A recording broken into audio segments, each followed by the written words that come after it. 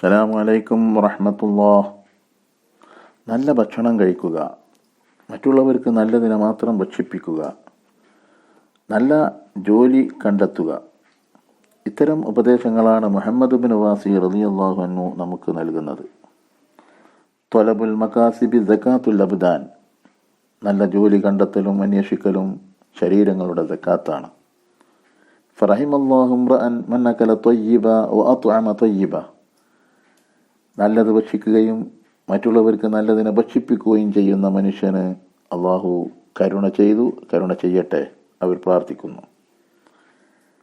ഭക്ഷണത്തിൽ നിയന്ത്രണം ഏർപ്പെടുത്തുകയും കൺട്രോൾ ചെയ്യുകയും ചെയ്താൽ നല്ല കാര്യങ്ങൾ വേഗത്തിൽ മനസ്സിലാക്കാനും മറ്റുള്ളവർക്ക് നല്ലത് എളുപ്പത്തിൽ പഠിപ്പിക്കാനും സാധിക്കുമെന്ന് അവർ നമുക്ക് ഉപദേശം നൽകുന്നു.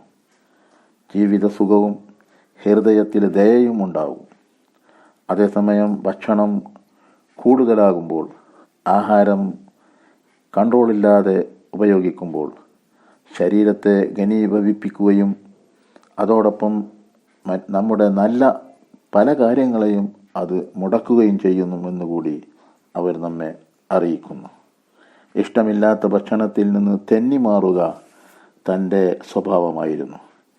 ഭരണാധികാരി ബിലാൽ ബിൻ അബീ ബുർദ തന്നെ ഒരിക്കൽ ക്ഷണിച്ചു. ഭക്ഷണത്തിൻ്റെ മുന്നിലെത്തിയപ്പോൾ അതിൽ നിന്ന് ഒഴിവ് പറഞ്ഞ് തെന്നിമാറാൻ ശ്രമിച്ചു.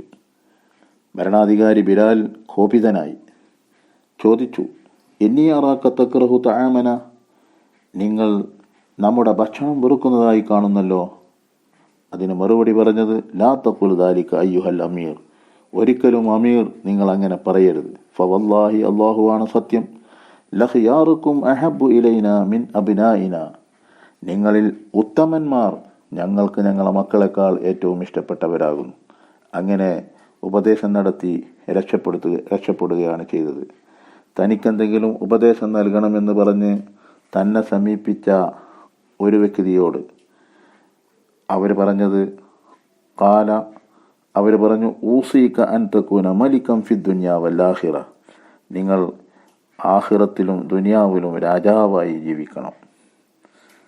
ചോദ്യകർത്താവ്, കൈഫലി ബിദാലിക, അതെനിക്കെങ്ങനെ സാധിക്കും?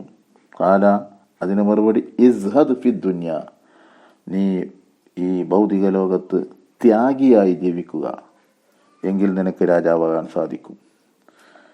ഔലിയാക്കളിൽ പ്രധാനി, ഭക്തിയും വിനയവും നിറഞ്ഞ മുഹമ്മദ് ബിൻ വാസി റളിയല്ലാഹു അൻഹുവിൻ്റെ ഉപദേശങ്ങളാണിവയൊക്കെ. അവരെയൊക്കെ മാതൃക ഉൾക്കൊണ്ട് ജീവിക്കുന്നവരിൽ അള്ളാഹു നമ്മെ പെടുത്തുമാറാവട്ടെ. വ ആഖിറു ദഅവാന അനിൽ ഹംദുലില്ലാഹി റബ്ബിൽ